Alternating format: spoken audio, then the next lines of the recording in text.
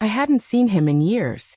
The last time he was little more than a shadow passing through the kitchen, skinny, restless, always with a controller in his hand or an argument waiting on his lips. Back then, he was just her son, the boy who barely looked up from his screen when I came over for coffee. Someone who didn't belong to my world, and I didn't belong to his. That's why, when the door opened and I saw him again, I almost didn't recognize him. The boy was gone. In his place stood someone else. Taller. Broader. A presence that seemed to rearrange the air in the room. His shoulders carried more than just weight now. They carried awareness. His gaze didn't flicker away shyly anymore. It held steady, quiet, deliberate. And when his eyes locked on mine, I felt something stir under my skin. It wasn't recognition. Not exactly. It was attention. A kind I hadn't felt directed at me in a very long time. His face had matured, carved differently by time. Sharper along the jaw, yet softened around the eyes. And those eyes, they didn't look at me the way a son looks at his mother's friend. No, they looked at me as if I were someone worth seeing now. He smiled first. Just a small curve of his mouth, almost casual. I smiled back, though something in my chest tightened in a way I couldn't name. My friend greeted me in her usual bright, careless way, her voice filling the hallway with chatter about recipes, work, the weather. But I wasn't listening the way I normally did. My focus kept slipping, caught instead by the way he leaned against the kitchen counter. The way his forearm muscles flexed when he reached for a glass, the quiet weight of his silence in the middle of our laughter.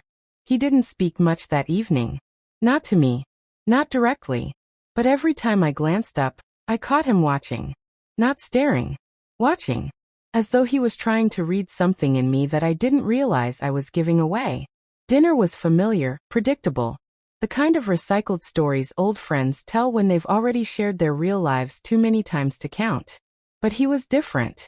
He punctuated the evening not with chatter, but with little smirks, half-answers, quiet remarks that lingered just sharp enough to cut.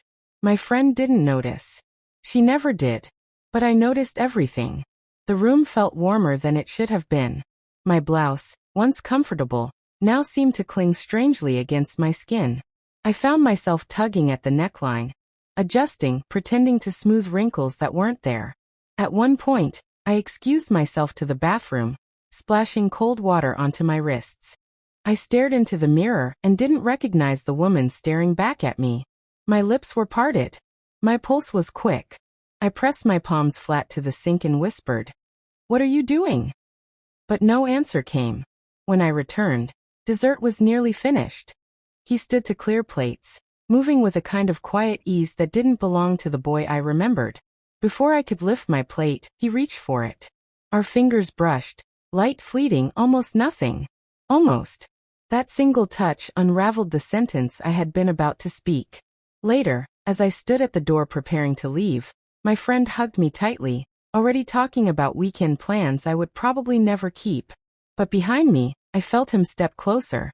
His presence filled the doorway before I even turned. He opened the door for me, hand brushing the handle I had been about to touch. His voice was low when he spoke. "Careful driving." The words shouldn't have meant anything. Ordinary words, ordinary tone. But so close I felt them against my skin like heat rising along the back of my neck. I turned, half expecting a smirk, a joke, some trace of mockery in his face. But there was nothing playful there. His expression was unreadable, steady, calm. Then he added, almost offhand, almost careless, "Shame you live so close. Makes things complicated." And then he stepped back, eyes shifting away, leaving the door open.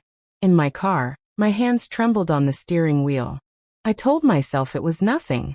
Just a young man testing boundaries, reaching for cleverness where none was needed.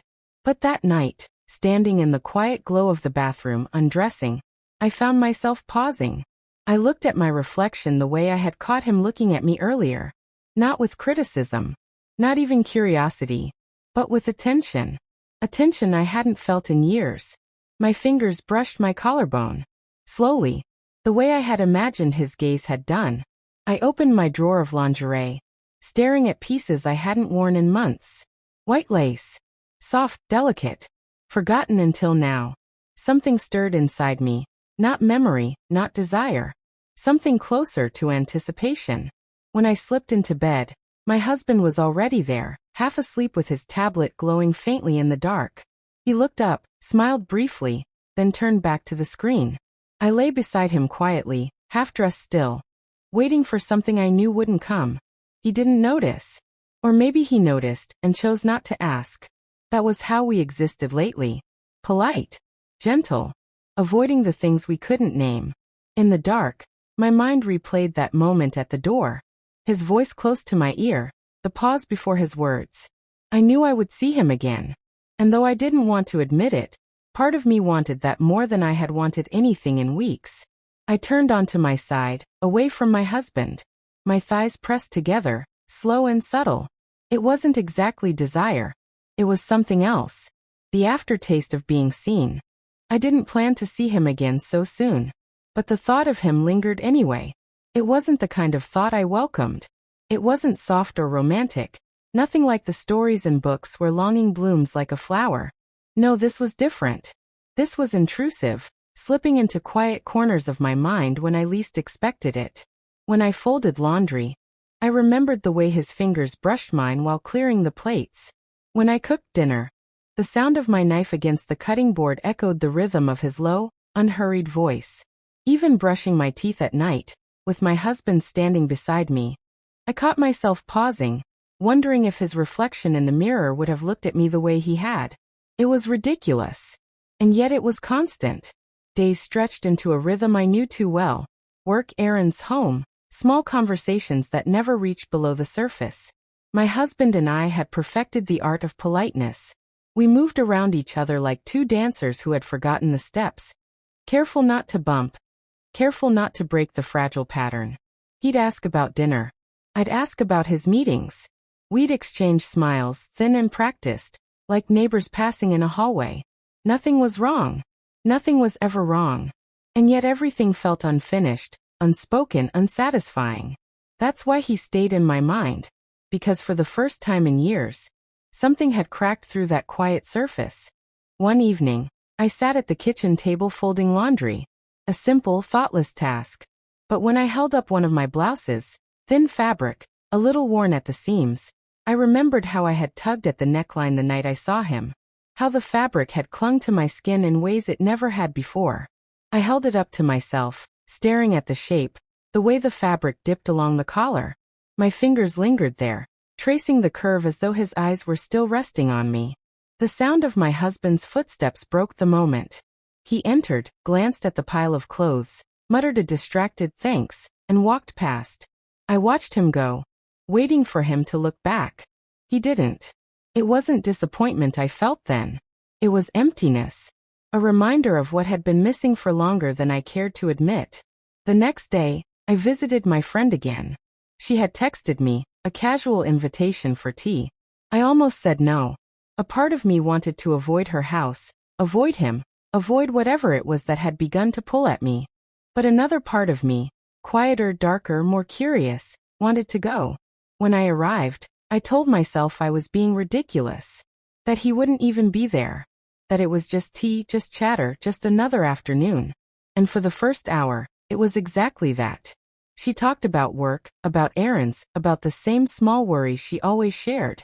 I listened, nodded, even laughed in the right places. But then he came down the stairs.